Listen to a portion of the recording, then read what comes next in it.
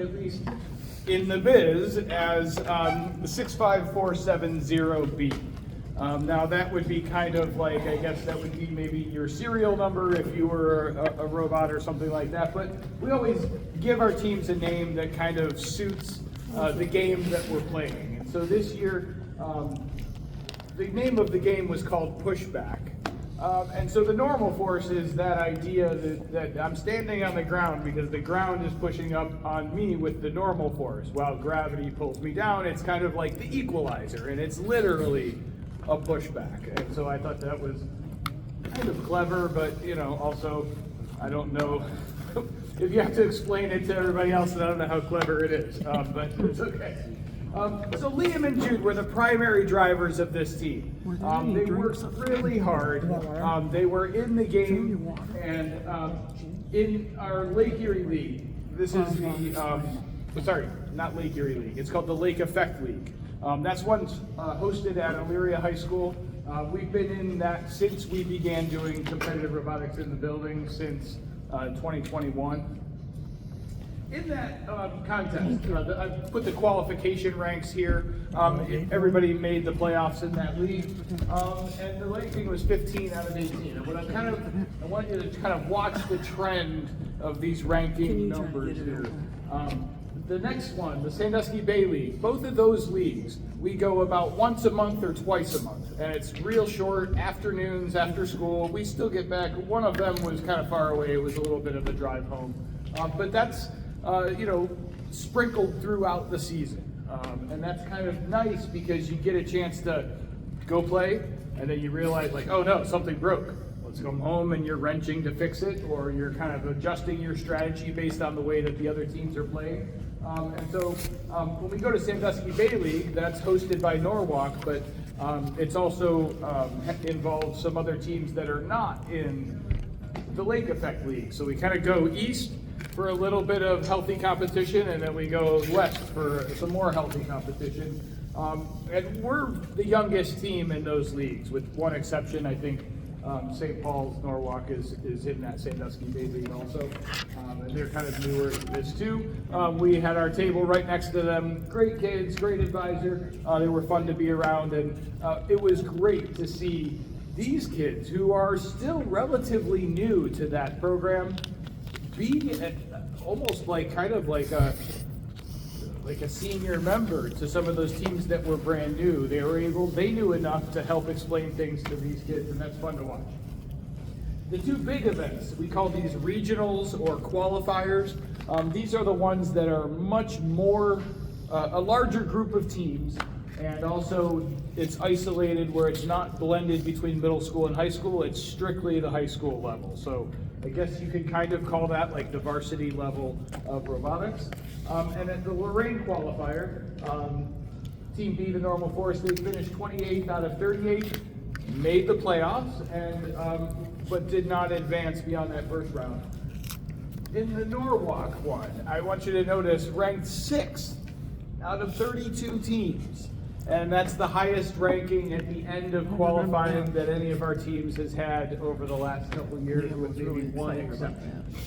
The thing that's important about that is that if you fall into the top 8 seeds, then you are an alliance captain and you get to pick what other team is your partner team for those matches.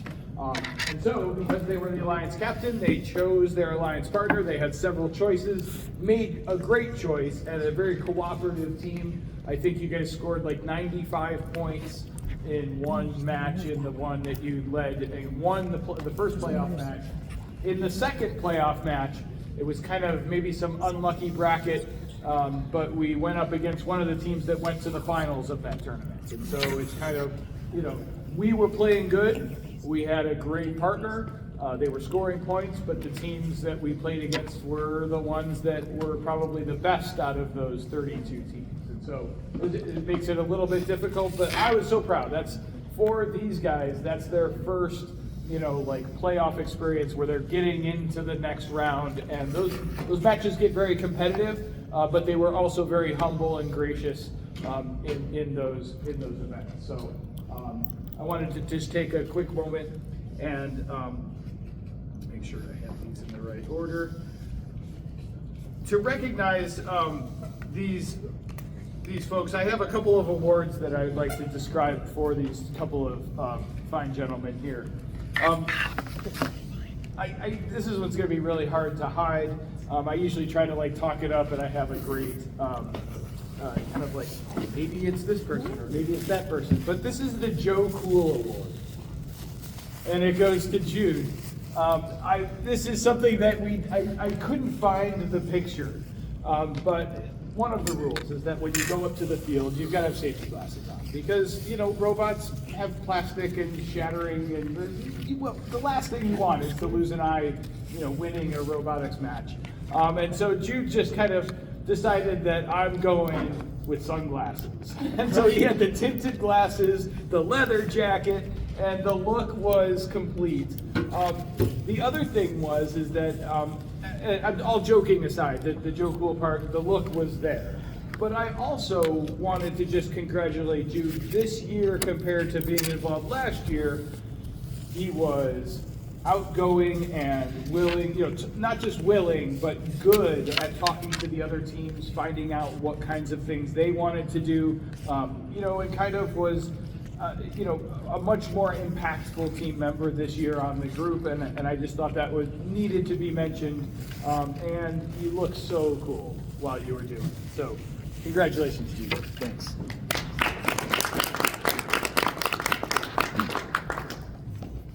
Oh, geez, I was supposed to put up the slides. This next team member who, this is going to be a record-breaking. This has never happened before. Never has there ever been a freshman earn a varsity letter in robotics. And so I thought that it would be really, really excellent and important to mention that Liam Gephardt wins the Persistence Award. Woo! And before we kind of go too much into it, you get a fuzzy letter. And the coolest part about that is that in order to be a letter winner, you have to attend 75% of all of the events. That's every scheduled practice and competition event, as well as it be your second year of competition. And so when I say persistence, what I really mean is you were on the job. He was there relentlessly, even on a day when I said no, I had to cancel because I have to go home and take my kids somewhere, and he'd be like, he was ready to be there. He was ready to be there a lot, and I think that because of that, that's why you saw those match numbers and those rankings go from kind of, I don't want to say bad, but we saw that ranking improve all year long because you stuck with it. And you stuck with it too. I mean, the time that you guys spent together at those events and troubleshooting the program, getting that autonomous ready, that took a lot of persistence. I think we started building the robot in October? Oh, it was late October. And then it scored when for the first time? I have the video on my phone. It was January 29th. Okay? And that's the first time we're scoring a goal. And now, fast forward to, the end of January and these other events in February, we're getting a ranking of number 6 in a competition. So I think that's something that really speaks to that persistence. So woo! Congratulations. Woo! Don't get sauce on this. All right. I've got the next award, and this next team member is someone, excuse me, who I had kind of,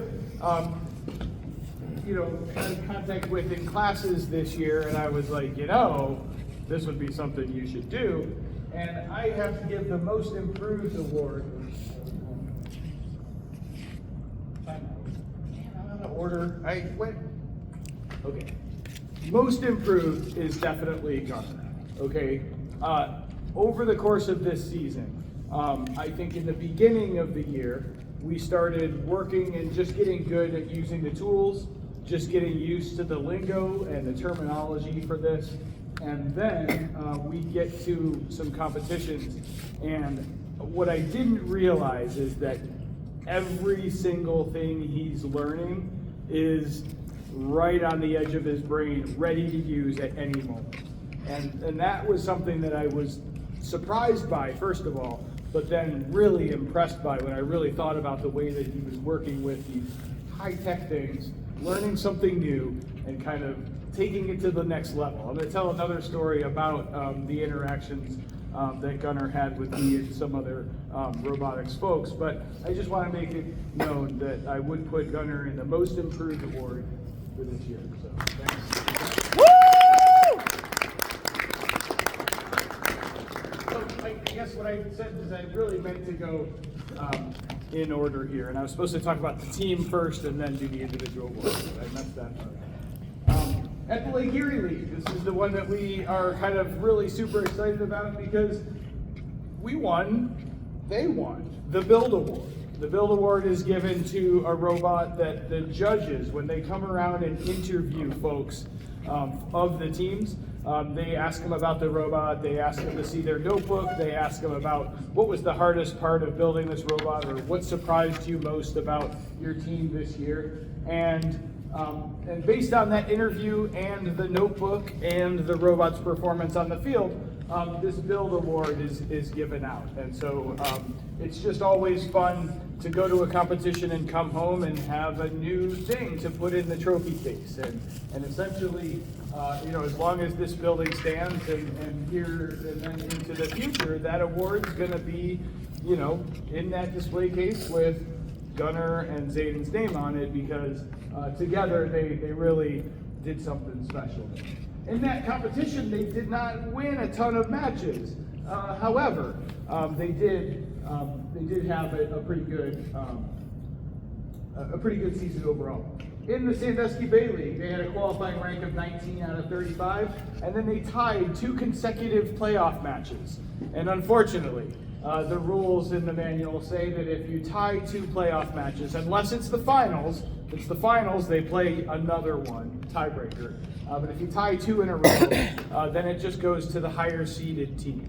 I think we were like the 6th seed, maybe 6th seeded team. I think it was the 3rd seeded team that beat us. But I've never seen that happen. I've never seen 2 ties in one competition, let alone 2 ties in a row. And I guess that just speaks to like these guys and the way that they approached this challenge is that they weren't going to give up. They were, even though they were maybe outmatched by this team that had a better record, they really they had a great alliance and they worked really hard at that. Lorraine was a day that we were 18th out of 38 teams, which is still in the top half. And if you're in the top half of teams, you're going to make it into the playoffs. And in Norwalk, that was probably maybe the longest day of the season for us with like some new mechanisms added. And we just kind of had a hard time kind of getting them to be super efficient. But the thing that impressed me was kind of like the graciousness of these competitors when things aren't going well. What I notice as a coach, especially, is that when we go to competitions, I kind of pay attention to the demeanor of the teams that are winning all the time and the teams that are losing all the time. And you can learn a lot about those kids and the way they're being coached and what kinds of things happen. And what I really notice is that in the worst scoring day of the year, which is an event that we expected to really go and do well, we have humble and gracious and professional kids in these competitions, and I think that's something to note because, at the end of the day, like if you win a match or lose a match, that's really not gonna matter that much. What's gonna matter is just the way you handled yourself, the way you interacted with others, and that even in that competition, I think this team had the respect of their competitors, even though they weren't, putting up all the numbers and the points and everything. And I think that's kind of like the unspoken side of robotics is that there's competition, but this is much more of a cooperative effort where teams are working together. You want to win. Like, we don't want to say that winning isn't fun and we don't want it. It's that we've always said you're not the best team unless you help everybody else be a really good team, as good as they can be, and you still beat them, right? Like if you're out there and you're engaging with these teams, the best thing you can do is help them be better. They're going to appreciate you, they get better, you're probably going to be paired with them at some point in a match, and everybody benefits. And that's kind of the way that we try to go about our business as well, and I'm just really proud of this team for that. So now, most improved, Gunnar Miller. Excellent job. I love it. And then I want to go on to the next one. This is an award that we started giving last year. And this is the award that's kind of, I guess we could call it our MVP award or our kind of signature award. I called it the 12-tooth gear award. And each tooth on the gear symbolizes 1 month in a year. And this is for the person that gives that sustained effort over the course of a season and an off season leading up to this. And there was, a time before Gunnar joined us where Zayden was the team. Zayden was third law enforcement, and he was spending time on his weekends, on his breaks. He was taking the robot home with him because he couldn't be here enough to put in that time, and he wasn't going to let it go.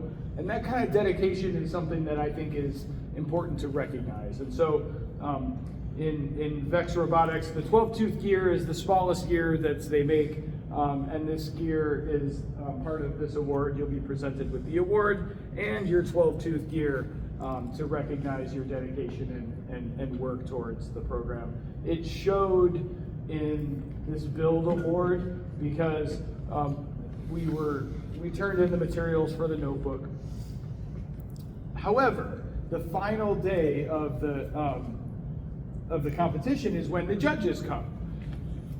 Since it was in the new semester, his LCCC class was that night, so Zayden couldn't be at the competition. So here comes Mr. Most Improved. Gunnar is like, I can do it, I can help. And he talked to the judges. He explained basically everything that Zayden had been working on up and before Gunnar had jumped into this, and the judges loved it. The judges they could tell he was knowledgeable. They could tell that he had spent time with Zayden to kind of make sure that they were on the same page, and he did a wonderful job interacting with those folks. And so that's how the Build Award happened, is that they weren't even both there, but they both did a critical, important part of impressing the judges. And that to me is like the essence of teamwork, is like you can still carry the team even if one of your teammates isn't there. And I think that's really something special. Congratulations Team A, Third Law Enforcement, and congratulations to Gunnar and Zayden.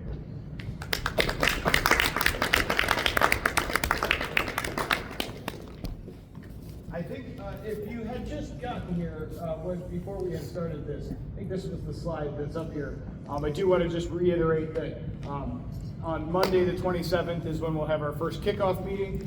That's where I would encourage you and any of the folks that you think are, fantastic, thoughtful young people to come to the meeting and just kind of experience maybe what it's all about and see if it's something that you might want to do. Not trying to convince anyone in the room, but I just want to make sure everyone in the room knew that event was happening. Also, we are going to begin doing an outreach program at the library. You'll be able to miss the first one, but then thereafter, we should be able to kind of keep that going as our ongoing community service and outreach effort over the course of time. I think I've talked way more than anyone would like. So I would encourage you to enjoy each other's company and enjoy the wonderful food. That way, I want to make sure that I also thank Clinton for helping us and providing the food for the event. That was really special, and everyone's going to be full when they leave here. Also, the cake is wonderful from Sir Market. Sir Market. So Pavilion Grill and Sir Market. Woo! Thank you.